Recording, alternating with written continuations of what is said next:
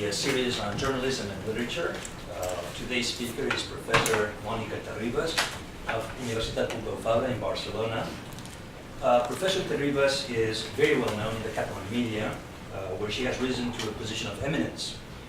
And she's done that after filling very diverse roles and actually holding different positions of some of them great responsibility, such as being general manager of TV3, the public Catalan television enterprise, which people normally associate with one channel, but actually includes 6 channels of the Catalan Media Corporation. Professor Terribas obtained a degree in journalism at the Universitat Autònoma of Barcelona in 1991, and then went on to obtain a PhD in media studies at the University of Stirling, Scotland. She has been a practicing journalist since 1986, starting in the radio news and then moving on to television as screenwriter, editor, and presenter of several television programs, among which the late-night news program La Nit al Dia. She did that for 6 years between 2002 and 2008. And it's obviously a guess, but I would guess that it was perhaps the popularity of this program that eventually led to her appointment to the general managing of TV3 between 2008 and 2012. Since that time, since October of 2012, she has been the editor and chief executive officer of ARA, which is a private media company that includes a newspaper and an newsreader platform. Now, her popularity among audiences, and I would hazard the dread that she inspires in politicians, stems from her direct, no-nonsense interviewing style, one that I would characterize as intense, informed, and valiant, without the abrasiveness of a Larry King, for instance, but dogged enough to keep her interviewees on edge. Her plucky style does not spare even the highest office holders, and I don't know if that has led to any clashes at the political level, but in any case, if one watches her interviews with political figures, it becomes obvious that they respect her quite a lot. Whatever they feel about those interviews, few of these politicians can afford to turn down the challenge of the Terribas interview. In the course of her profession, she has received various awards, including a grant from the British Council, the National Award of Journalism, and the National Award of Culture. The title of her talk today is Journalism, Politics, and Public Service Broadcasting, Lost in the Labyrinth. Welcome. Thank you very much. Dr. Resina is very generous with me. I must apologize because I haven't been able to be teaching in English for a long time, so I must apologize for my English if it's not correct enough. Just to stop me and say, what did you mean by that? First thing I want to say is that I'm just a journalist, and because I'm a journalist teaching at the university in theoretical matters, I've been able to think about what we do in the media in relation to politics and public service, which is the main interest, because when I was 18, I started to work in a TV program which was a public participation debate, and I realized that media were really very crucial tools to strengthen democracy in our society. And they could either be tools to strengthen democracy or to diminish our social responsibility as human beings within democratic atmosphere. And that's why I want to talk about journalism, politics, and how do they relate to each other, and how do they become useful or really unuseful to society. And public broadcasting service is in the middle of this relationship. And because it's so different when you look at the media in the States or you look at the media in Europe, they are so different, the two backgrounds. Probably I will explain some things that will be shocking because you have a different experience when you talk about Fox, CNN, NBC, CBS, and you talk about PBS in the States. It's different from what public service broadcasting is in the United Kingdom, for instance, with the BBC, or France 2, or France 3, or RAI, or even TV3, which is our television, which I love very much. So I will start by saying that media are really backbones of our social life. Journalists are social actors within the everyday life of what we do, because we explain to people what is happening, and that's so important for us to have the appropriate media to be able to explain rigorously what we are doing. But we are also into a competitive business. So the two paths in which we work is this is social responsibility. We do what we think is good for society, but also we are into a competitive business. That means that commercial goals are within our activity. Either if we work in the public broadcasting service, we also are in a competitive business, or if we are in a private sector, like I am now. I am the CEO of a private company called ARC. Social responsibility is, at this time, in Europe as well, a lost link between media and journalists. And that seems to be a contradiction, but it's not. Media are companies that work with commercial goals, and journalists are social actors that are working within the media with all the limitations and conditions that that means, which we will talk about now. How do politics relate to people? We talk about democracy here. We are convinced that media are tools that can strengthen democracy, or they can just be explaining things through the media that people don't perceive as they are crucial to them. So our role as journalists is to be able to explain what's happening in this society that is relevant about public affairs to people who is thinking on intervening in our society. The regulation of social responsibility through the media is, at this time, a fragile framework. In the States, so is that's a reality. The state doesn't intervene at all in what's happening in the media. In Europe, it's going that way. The path in which we are now dealing with the crisis, the economic crisis, has contributed to this, is the unregulated system is going to diminish the role that the media are doing in European countries. The interaction between politics and journalism. Journalists and politics depend on each other. Why so? Because politicians decide how the laws will regulate the media system. First, we will talk about this now. Because politicians give information to journalists to explain what they want the media to say, and they sort of pressure them to explain what they think they should say through the media, radio, television, press, whatever. Because politicians give subsidies to the media, money, financial agreements, to be able to develop their activities. Many media in Spain, in France, in Italy, not so much in the UK, they depend on subsidies to do their activity, and therefore politicians have this tool to pressure journalists. So they say, if you don't say what I won't give you money this year. So you better explain what is of interest to me from my governmental point of view, because otherwise you will not get the money, the subsidy, the adverts that I promise you that I will put through administration and whatever. So the links between politicians and journalists is very narrow. Now they have a very strange, I call it fuzzy relationship, which is undermining the independence of journalists. But journalists are powerful as well, because when a journalist said to the politicians, look, if you don't give me this information, I will portray you badly. I will give an image of what you are doing that you will not like.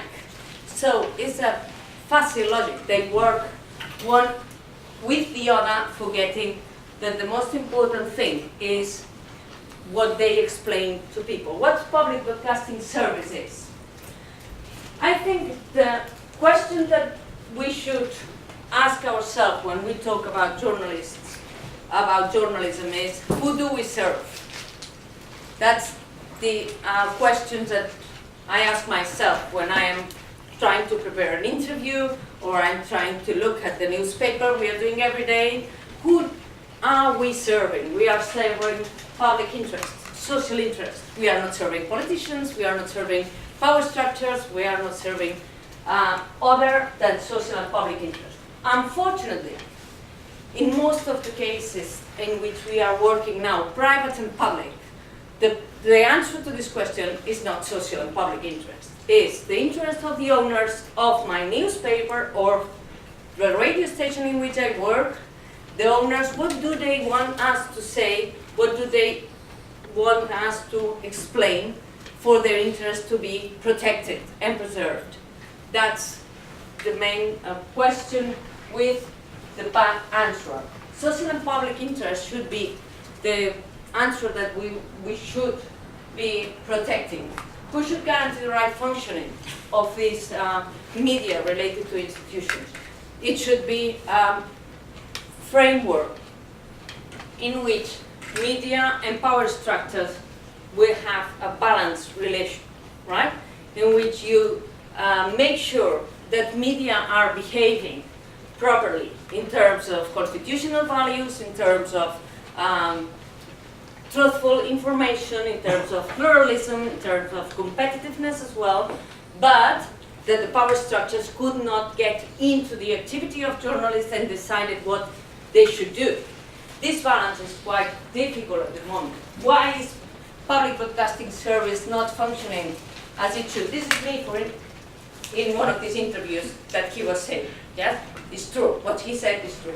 I normally interview the president of my country, who is in that case Artur Mas, who is a nationalist politician who is dealing with the a difficult now situation because he wants to put across to the Catalans, as you know, a question if they want to be part of Spain or not, right? When I've had the chance to interview him, which I've been doing that for 10 years actually, he always, when he ends up the interview and says, "Why did you ask me that?" Because people need to know what you think about it. They are not sure.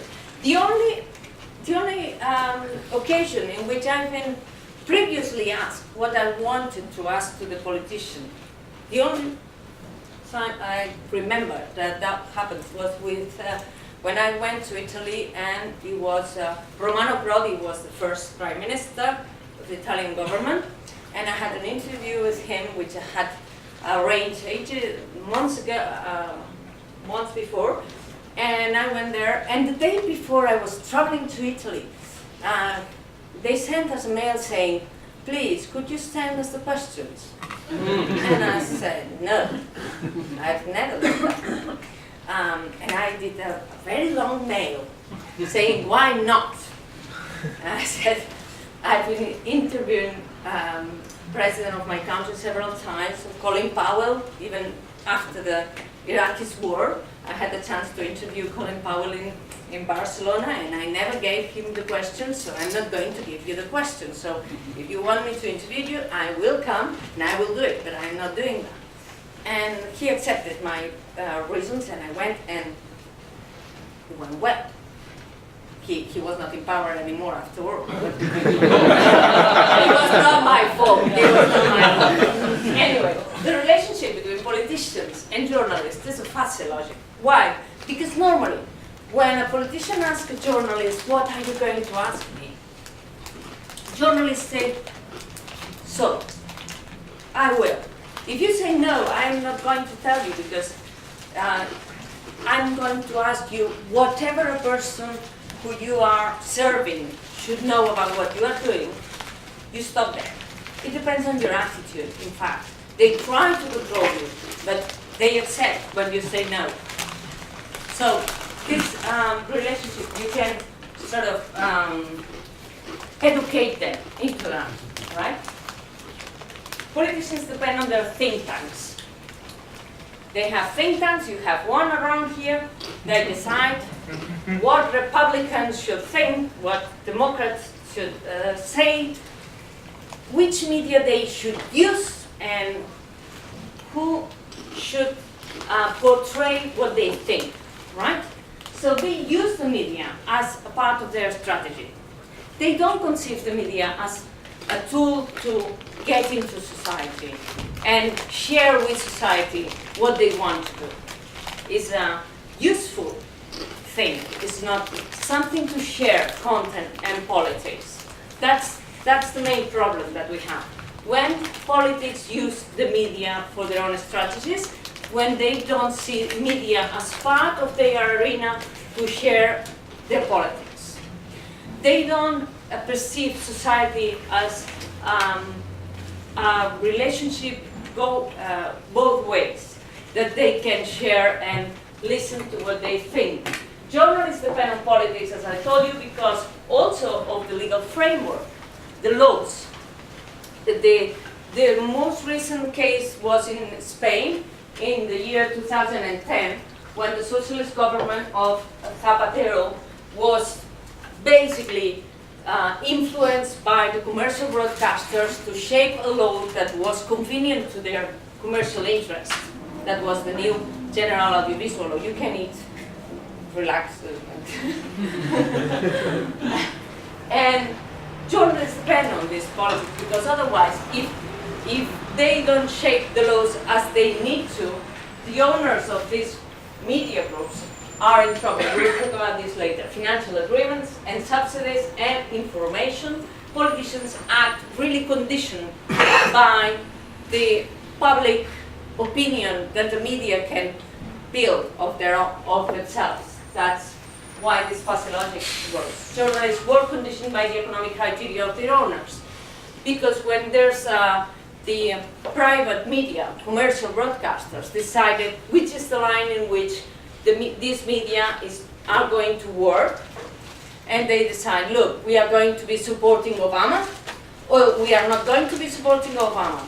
And then they decide what they will do next in that editorial line. In Spain, in France, it's the same. They decide, the owners decide, we would like this politician to go progress in his career.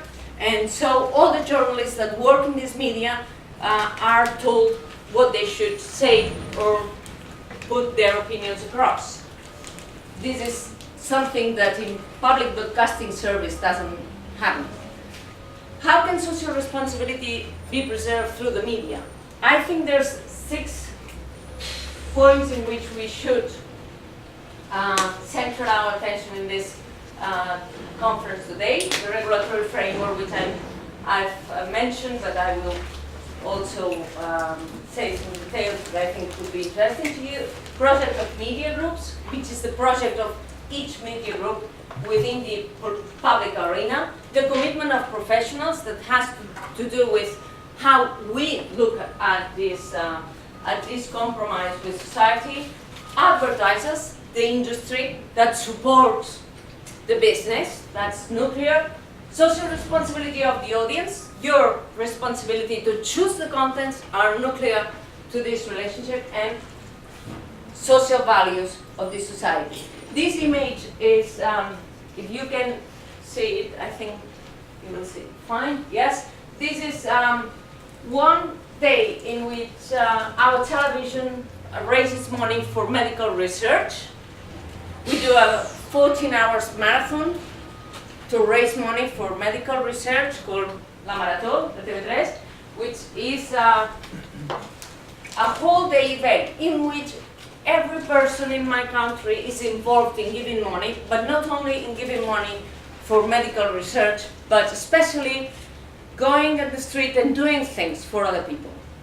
It's the day in which social responsibility of the media is well connected with people, but it's once a year. The rest of the year, people watches television and doesn't feel compelled to contribute to anything. They just use it for their own interest. And they don't feel that they can contribute to change the system when they act. The marathon is one of these days in which people, this is just Catalans doing a performance, that was marathon 2 years ago, they do something with the television for the public benefit, right? What's the regulatory framework has to do with this? Because the public broadcasting service and commercial broadcasting have two different treatments in legal terms. In Spain, whereas in other countries in Europe, they have an independent regulatory body that does the accountability of what journalism is doing, what the activity of media is doing. Spain is the only state in Europe that has no regulatory body, independent regulatory bodies like the States, right? So, commercial broadcasters can do everything they want. Nobody will tell us anything unless they are committing a sort of some tragedies through the media, or they provoke kidnapping or something, then the law will act. But otherwise, they can do anything, right? It's the same with the law, the Catalan law for media, for media groups. No, in Catalonia, which is this little nation within the Spanish state, we normally say nation without a state. No, it's a nation within a state. The state is Spain, that has an independent audiovisual authority that controls what Catalan media do, right? But the Spanish media act within this state, and they cannot be controlled by this independent authority. So it's like if it was non-existent, because whatever they do in the Catalan broadcasting arena is affected by the Spanish broadcasting commercials. So there's no effect. Which are the duties of the PBS by law? That will be shocking to you, because here in the United States, the PBS probably obeys to this sort of theoretical duties of the public broadcasting service, but you are not familiar with this. They should be aware and disseminate constitutional values and principles. This is the first one. They should project a reality in objective, truthful, and public plural criteria in terms of territory, in cultural terms, also in political and social representation of current affairs. They should distinguish information from opinion. It never happens, as you know. Not public, not private. Promote democratic participation. Rare, very rare that you have public programs in television and radio in which people just can talk to each other, but can talk to power structures and say, you know, what you've done, president of my country, is rubbish. It's quite rare, this situation. But I think democratic participation should be one of the aims of media to guarantee and strengthen democratic atmosphere, territorial cohesion, plurality and cultural diversity.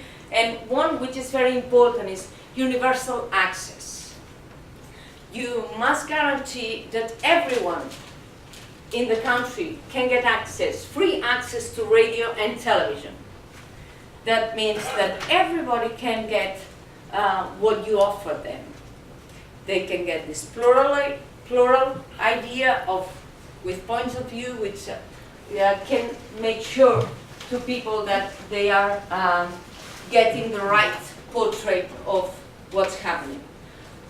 The difference between PBS and commercial broadcasters is that even if the PBS must guarantee this political diversity, and they have the obligation to pay attention to minorities, promote democratic participation, protect equality, avoid discrimination, preserve the rights of minors. All this is by law what we should do as public media. And commercials, what should they do? They can do everything, and they are not obliged to do anything, right? That's the thing. The activity should be controlled by law. The law, Zapatero's law of 2010, by an independent authority that the crisis made possible never to be created. So it was never created, so they are free. But they are not anymore a public service. In Spain in 1988, the first law that regulated the private companies said very clearly, according to the Article 128 of the Spanish Constitution, that commercial broadcasters were a public service, which had the private exploitation, but they were public service. The law of 2010 eliminated this public service mentioned and talked about public interest. What is the public interest? Football match, Barcelona football match, yes, public interest. Or race course, whatever. But they don't have all these duties that we have defined earlier about public service. They can do anything. They have slight limits to their content strategies, and PBS cannot compete anymore with commercials to get soccer or to get motor races and so on. So commercials have all the potential to be leading the audience figures because they have no limits in their activity. So the second point is what is the project of the media groups? You see here, this is the logo of our television, TV3. This is the logo of the public broadcasting service. In this, I wanted to share this image with you because I love this photograph. Have you ever been mentioned Montserrat, which is a sacred mountain in Catalonia, which is rounded, you know, peaks, rounded peaks in Catalonia? Well, whatever. People came up when we celebrate our 25th anniversary in Catalonia. Just people came up to this mountain to make the logo with candles, right? Just because they love their television, because they love the service that it gives. I like to show this image because it explains very well the connection between society and a medium. It's important that society feels linked to the content or respect to the content that the media make them makes nuclear content for them. That's what happened with the BBC, for instance. People just can't do a demonstration if the BBC is in trouble, which is quite rare here, I guess. I mean, people wouldn't get to the street to defend Fox or CBS or CNN. I don't know, maybe yet, but it's hard to imagine that would happen here. That would happen in Catalonia. I don't think so either. You better not try. But they went to do this celebration in Montserrat. The economic versus social projects of media group. The key thing is, what do you want to do with your media? When you talk about the PBS, the main goal of the PBS here and in Europe is public service. The Untouchables is a fantastic report that the PBS in the States did about how Obama's administration hadn't been able to put into jail the bankers who were responsible for the crisis, the economic crisis. Did you see that? It was great. It's unthinkable, I think, that the Fox would do that, right? So you need time to investigate, you need time to develop this product, and you need really the will to do it. Because you know that when you will put this report in the PBS, it will not be very popular in Obama's administration because you are telling them that they have not done the job that they should. So this is the goal of public service. What the commercial groups have as a main goal? Make money out of audiovisual content. I remember an interview I did to Paolo Basile, who was Mediaset. You know Mediaset? Berlusconi's business. The person who Berlusconi has in Spain dealing as a general manager of Mediaset and controls Telecinco at this time and controls also Cuatro, which is the audiovisual division of Prisa El País. Yeah, you're familiar with that? He told me once Monica, we just broadcast content in between adverts. I mean, what are you talking about? Because I was doing the research for the university about quality on television, and I went to interview him, and I asked him what quality meant to him in content terms, talking about audiovisual. I said, what are you asking? To be punctual, to make the programs at the time we say, and to put content between adverts. That's the main goal. I mean, what are you worrying about? Quality. And I thought, look, at least he's sincere, you know, and he's been doing that for ages, and he's the leadership. At this time, now, after the 2010 law, Telecinco is again the leader of the Spanish television. Before that law, TV, the public service, was leading the audience figures. After that law, Telecinco is again leading the audience in Spain after Antena 3, which is the second media group, commercial media group. And that's a key thing. The dynamics of the PBS, I have to be controlling that. The dynamics of the PBS is political lobbies and parties try to control the media. We are under the control, under independent and parliamentary control. When I was the general manager of TV3, every month I went to Parliament and sit there, and all the political parties would ask me questions. Why did you do that? Why did you broadcast that? Why did this program? And I would explain, I did that because of that. And why my party didn't appear? Well, your party didn't appear because they didn't say anything interesting. It's terrible to say that, right? So, this is the parliamentary control. Is that bad? No, it's good. It's brilliant. It's brilliant that you go there and they ask questions about what they do, because the money comes from public funding. And the public funding needs to make sense to be spending this money in television and radio, and they need to know which criteria do you use to broadcast and produce content, right? Every year, every Catalan puts 35 euros to have a public radio and television structure. 35 euros per year, each Catalan. Not through a tax, but through public funding, right? And it's good that the Parliament asks you why you do, which criteria do you have to manage the company and invest in programs, and come to Los Angeles and decide which films they should watch in Barcelona and which soccer competitions would you do, or which documentaries would you broadcast, right? This plural portrait is almost statistically, because they are very concerned about how many minutes each party appears on the news. The main question every month was that, right? Why my party only appeared 2 minutes?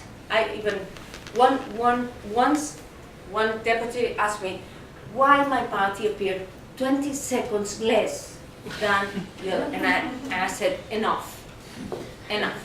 That day I couldn't. I said, no, you cannot be asking 20 seconds of difference between the third party represented in the Parliament and the fourth one. 20 seconds in a month, which they appear every day in the news. It was unbelievable. And it was not a right-wing party.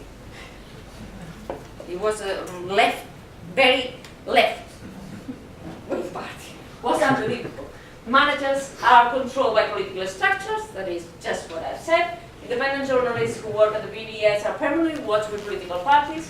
Labor rights protect professional performance and independence. That's an important thing, because in commercial broadcasters, you get journalists that are bad paid, normally are afraid of being unemployed, and this pressure makes them self-censorship.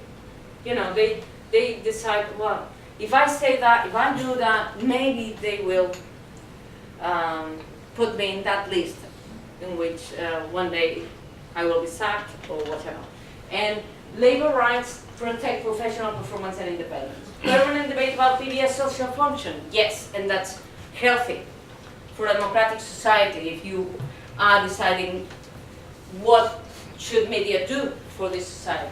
The dynamics of commercial broadcasters is to have squads of public opinion who writes in newspapers, who talks on the radio, who talks on television, who decides what is relevant to their media owners, right?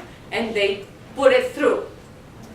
We have in Europe an oligopolistic situation now with huge media, private media groups, like in the States, competing against the public broadcasting service, influence over political structures, which I said journalists controlled by the editorial strategies of the media groups, and the job insecurity grips professional performance and independence. That's what leads us to this self-censorship I was saying, which is, for me, is the worst that can happen to a journalist when he decided that he's not going to ask certain questions because he's afraid that he's going to be put aside, right? And there's no debate about social function. When you talk to them about social function, they say, you know, Paolo Basile, what are you saying? You know, there's no question about this. Commitment of professionals, that's us. Normally journalists, we complain a lot about what should we, how should we be protected, and we never think of what we can offer, right? These images, sure, they are familiar to you. This is a face-to-face. This is 15th May in Madrid. You know, these demonstrations that have been around Europe fighting for social public services, and this is Al Jazeera interviewing Obama.